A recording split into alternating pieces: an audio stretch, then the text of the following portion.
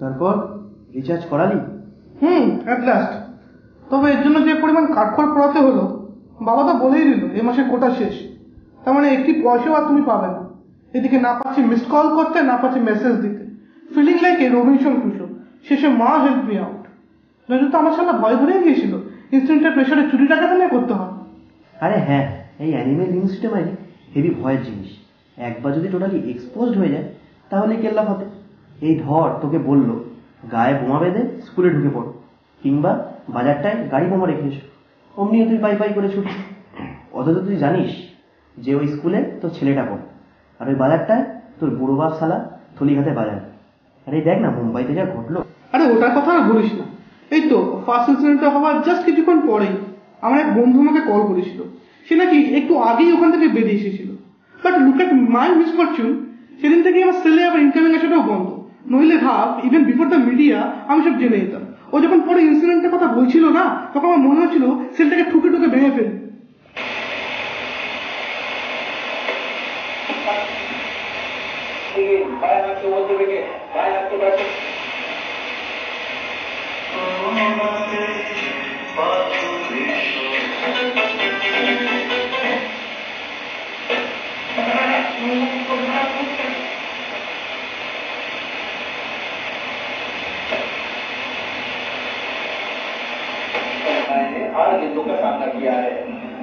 এই যাদবপুরে ঘটনাটা কেমন যেন ধাঁচা পড়ে গেল, তাই না?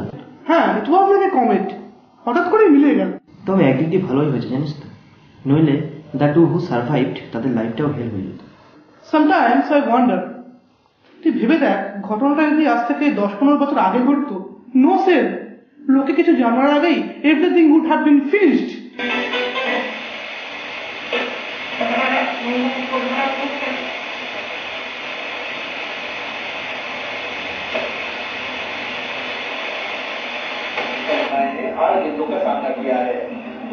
সত্যি দেখ না, এই ছোট্ট যন্ত্রটা আমাদের অনেক কিছু দিল।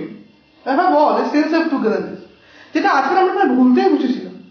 এই যে আমরা একটা কথা বলি এখন, মিসড কল। মিসড কল কথাটা কি সিগনিফাই করে? সিগনিফাই করে যে I am with you always. Hello hello hello, কি বলছিস? হ্যালো, ফোন না করো বাহানা। হ্যালো, না না দাঁড়া, আগে একটা রিল্যাক্স নিয়ে নি। তারপর দেখ না কলে ফোন ভরিয়ে দেবো। যাস শালা, নেটওয়ার্কে পাচ্ছি। ওকে, ওকে, বাই, টাটা, গুড বাই। ধুস শালা, কেটেই গেল। যাকে তাহলে কবে রিচার্জ করালি? এই দেখ না, এই নিয়ে বাড়িতে খুবই অশান্তি চলছে। বাবা বললো এই মাসে কোটা শেষ, তার মানে একটি পয়সাও আমি আর পাবো না। তারপর মা হেল্প মি আউট, তারপর মা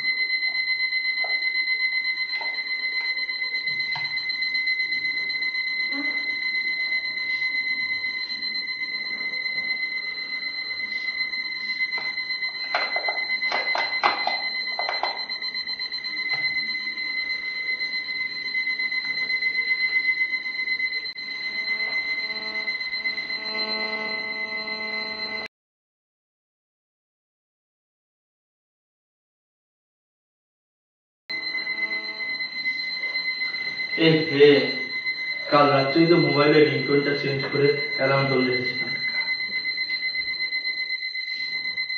হ্যালো,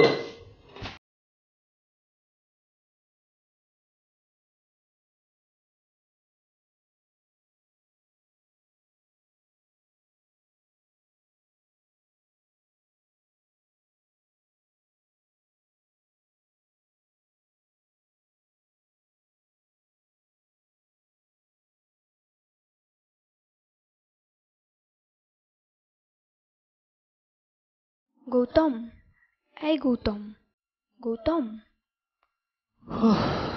হুম। ঘুমিয়ে পড়লি? কি রে, ঘুমিয়ে পড়লি? এখনো পড়িনি, তবে ট্রাস্ট মি, পড়ার চেষ্টা করছি।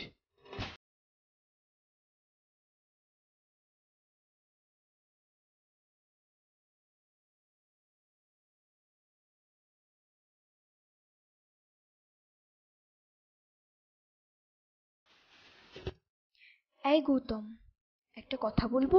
বল। তোর আজকাল ওই খেলাটা খেলতে খুব বোর লাগে, তাই না? খেলা? কোন খেলা? বারে, আগে যে খেলবি খেলবি করে সারা রাত জাগিয়ে রাখতিস।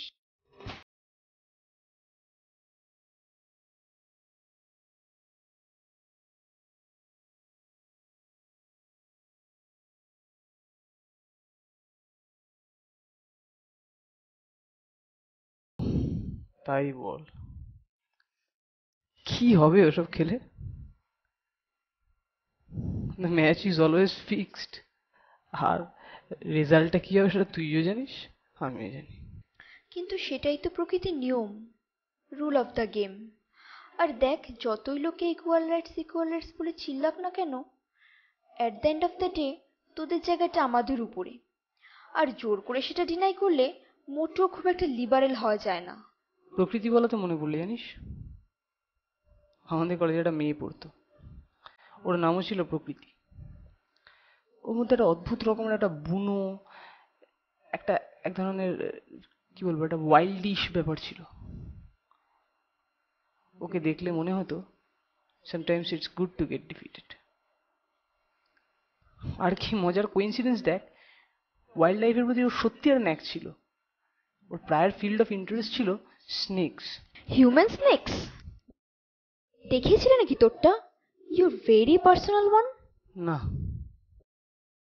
Do you regret?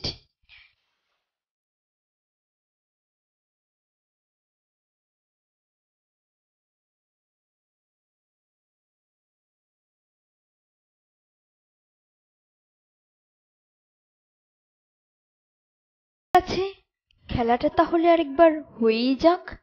আজকে আমিও ছেড়ে কথা বলবো না। বিনা যুদ্ধে নাহি দিব সুচক্র মেদিনী। সত্যি বলছিস? সত্যি সত্যি সত্যি। ঠিক আছে, প্রথমে তাহলে আমার পালা। ওকে বাবা, ঠিক আছে।